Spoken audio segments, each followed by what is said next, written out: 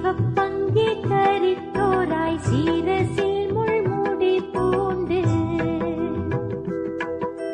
தவத்தில் உயர்ந்த நாதன் தவிக்கும் முகத்தை பார்க்க சிவப்பங்கி தரித்தோராய் சீரசில் முள்முடி பூண்டு தவத்தில் உயர்ந்த நாதன் தவிக்கும் முகத்தை பார்க்க